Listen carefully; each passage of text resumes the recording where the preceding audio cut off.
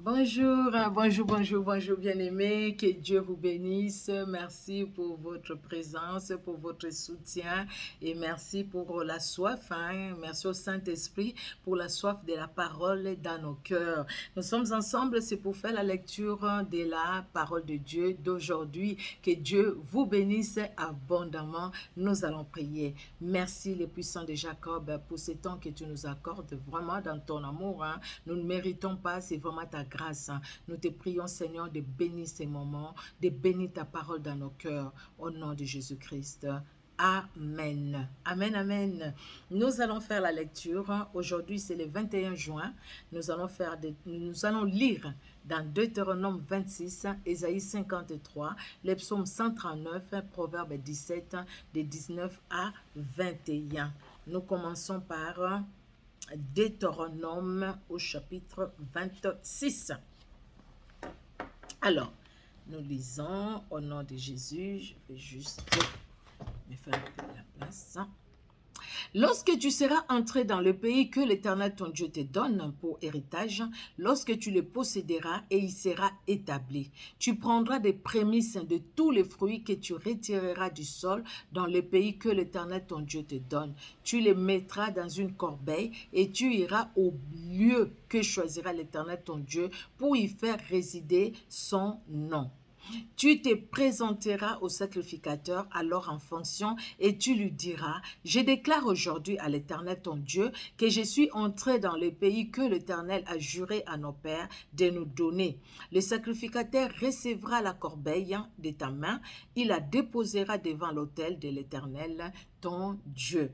Tu prendras encore la parole et tu diras devant l'Éternel ton Dieu, mon père était un araméen nomade. Il descendit en Égypte avec peu de gens et il fixa son séjour.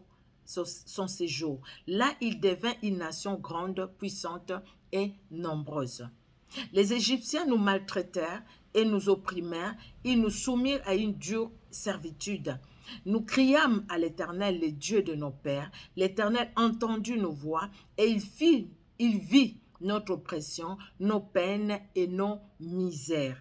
Et l'Éternel nous fit sortir d'Égypte à main forte et à bras étendus, avec des prodiges, des terreurs, avec des signes et des miracles. Il nous a conduits dans ces lieux et il nous a donné ces pays où coule le lait et le miel. Maintenant, voici, j'apporte les prémices des fruits du sol que tu m'as donnés, ô Éternel. Tu les déposeras devant l'Éternel ton Dieu et tu te prosterneras devant l'Éternel ton Dieu. Puis tu te réjouiras avec les Lévites et avec l'étranger qui sera au milieu de toi, pour tous les biens que l'Éternel ton Dieu t'a donnés à toi et à ta maison. Lorsque tu auras achevé de lever toute la dîme de tes produits, la troisième année, l'année de la dîme, tu la donneras aux Lévites, à l'étranger, à l'orphelin et à la veuve, et ils mangeront et se rassasieront dans tes portes. Tu diras devant l'Éternel ton Dieu, j'ai ôté de ma maison ce qui est consacré et je l'ai donné aux Lévites, à l'étranger, à l'orphelin et à la veuve, selon tous les ordres que tu m'as prescrits. Je n'ai transgressé ni oublié aucun de tes commandements. Je n'ai rien mangé de ces choses pendant mon deuil et je n'en ai rien fait disparaître pour un usage impur.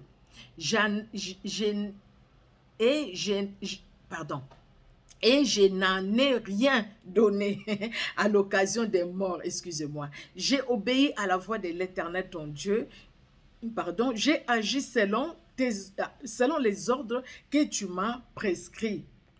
Regarde de ta demeure sainte des cieux et bénis ton peuple d'Israël et le pays que tu nous as donné comme tu l'avais juré à nos pères, ces pays où coule le lait et le miel. Aujourd'hui, l'Éternel ton Dieu te commande de mettre en pratique ses lois et ses ordonnances. Tu les observeras et tu les mettras en pratique de tout ton cœur et de toute ton âme. Aujourd'hui, tu as fait promettre à l'Éternel qui sera ton Dieu, afin que tu marches dans ses voies, que tu observes ses lois, ses commandements et ses ordonnances, et que tu obéisses à sa voix. Et aujourd'hui, l'Éternel t'a fait promettre que tu seras un peuple qui lui appartiendra, comme il te l'a dit, et que tu observeras tous ses commandements, afin qu'il te donne sur toutes les nations qu'il a créées la supériorité en gloire, en renom et en magnificence, et afin que tu sois un peuple saint pour l'Éternel ton Dieu, comme il te l'a dit. Amen, amen. Ça, les peuples d'Israël, c'est que Dieu leur a commandé. C'est vrai, hein? La reconnaissance envers le Seigneur, c'est très important. Le Seigneur vous a amené dans un pays où coule le lait, le miel. Voilà, le Seigneur dit, les premières récoltes, c'est pour le Seigneur. Les prémices, c'est pour le Seigneur. Allez donner au Seigneur. Et le Seigneur leur dit même par Moïse comment ils devraient les présenter. Comment Dieu, vraiment, il est bon.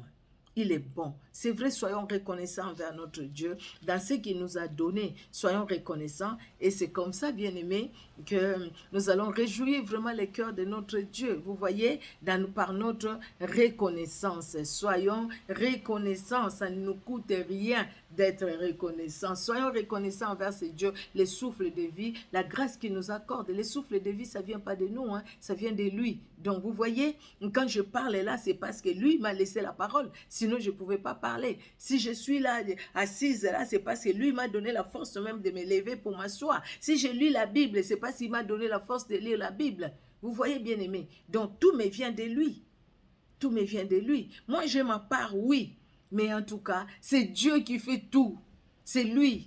Parce que le souffle de vie, tout vient de lui, tout vient de lui. Nous avons notre part, nous avons la décision à prendre de nous attacher au Seigneur. Lire la Bible, c'est une décision, c'est une discipline que nous devons nous donner. Sinon, après, on ne le fera pas. Là, ce n'est pas Dieu qui va lire la Bible à notre place. Il nous a donné la parole, mais lisons-la et mettons-la en pratique. Soyons reconnaissants envers ces grands dieux, ces puissants dieux. Amen, amen. Alors, je regarde, il pleut, gloire à Dieu. Alors, Ésaïe 53. Amen, amen. Nous allons lire Ésaïe 53, deuxième passage. Qui a cru à ce qui nous a été annoncé? Qui a reconnu le bras de l'Éternel? Il s'est élevé devant lui comme une faible plante, comme un rejeton qui sort d'une terre desséchée. Il n'avait ni beauté ni éclat pour attirer nos regards, et son aspect n'avait rien pour nous plaire. Méprisé et abandonné des hommes, homme de douleur, et habitué à la souffrance, semblable à celui semblable à celui dont on détourne les visages. Nous l'avons dédaigné, nous n'avons fait de lui aucun cas. Cependant, ce sont nos souffrances qu'il a portées, c'est de nos douleurs qu'il s'est chargé, et nous l'avons considéré comme puni, frappé de Dieu et humilié.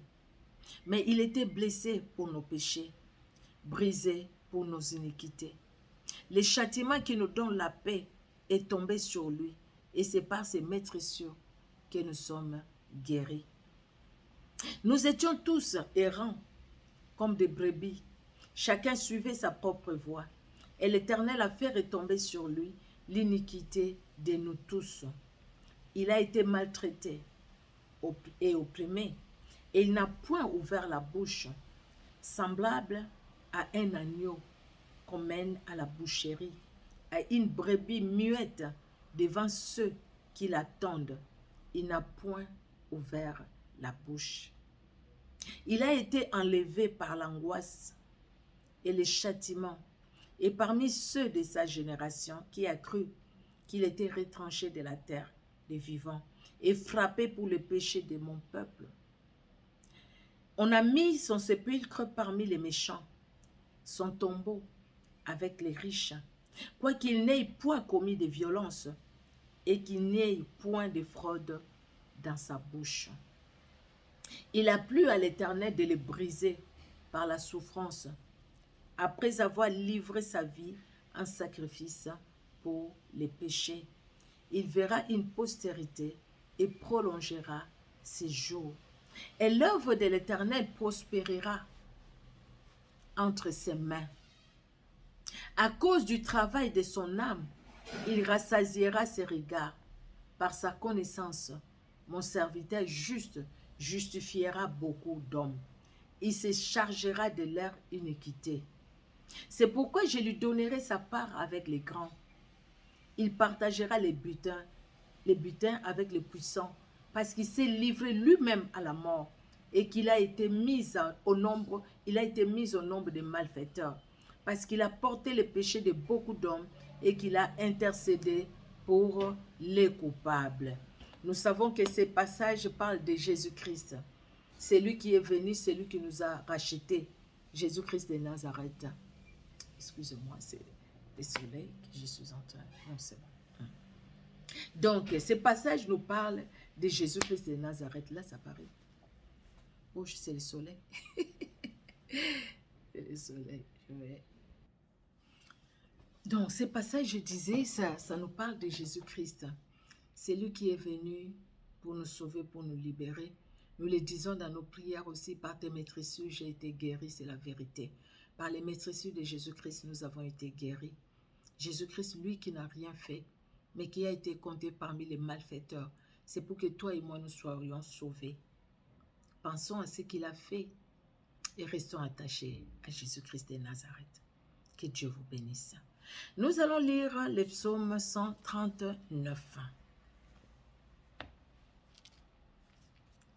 Le psaume 139. Nous lisons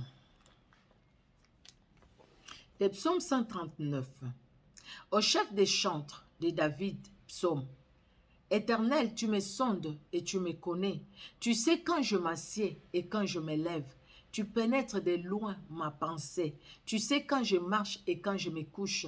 Et tu pénètres toutes mes voies.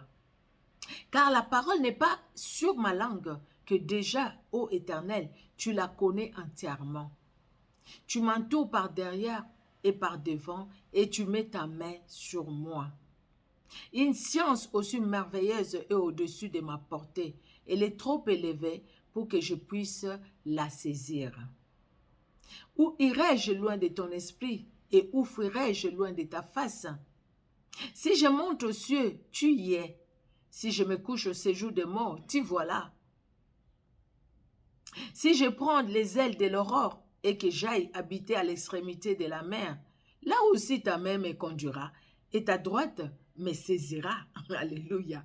Si je dis au moins les ténèbres me couvriront, la nuit devient lumière autour de moi.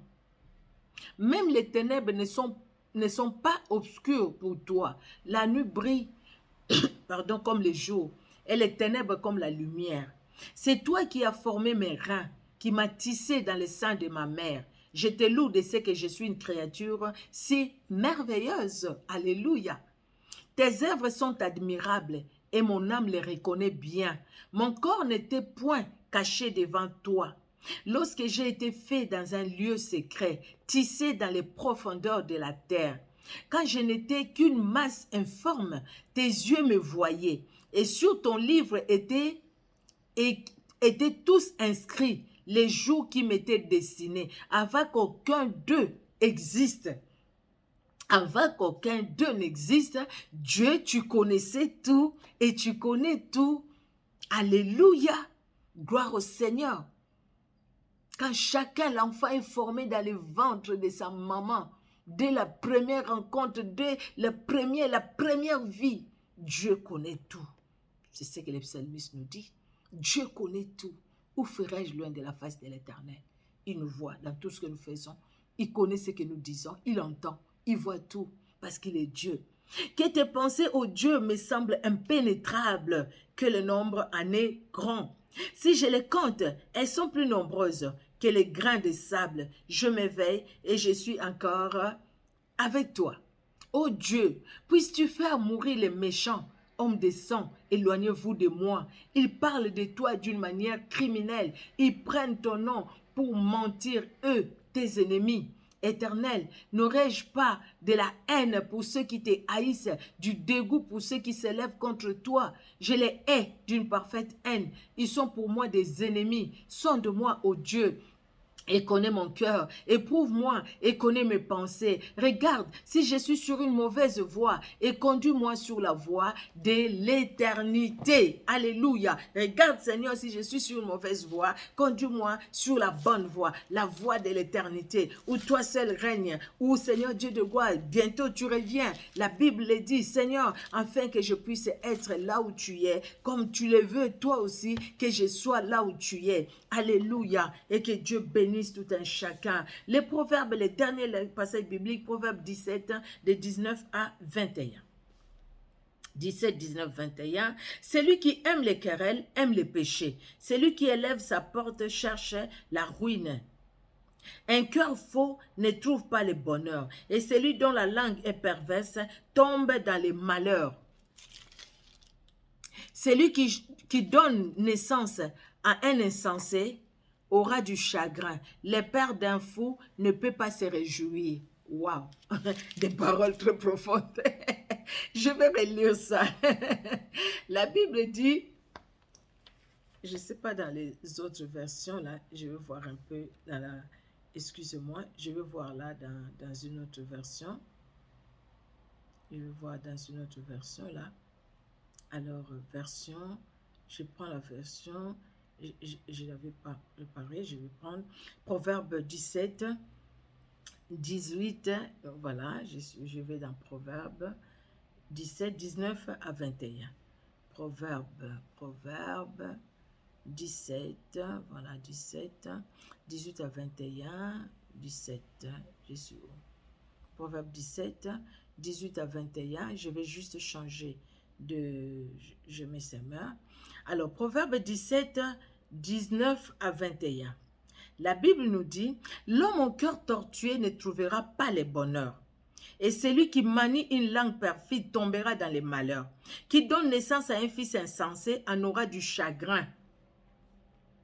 Vous voyez, l'homme méchant, l'homme dépourvu de sens, l'homme méchant. Non, la Bible dit, celui qui aime des querelles aime les péchés. Celui qui élève sa porte cherche la ruine. Un cœur faux ne trouve pas le bonheur. Les cœurs faux ne trouvent pas le bonheur. Ça, c'est le verset 20. Et ici, la Bible nous dit, l'homme au cœur tortué ne trouvera pas le bonheur.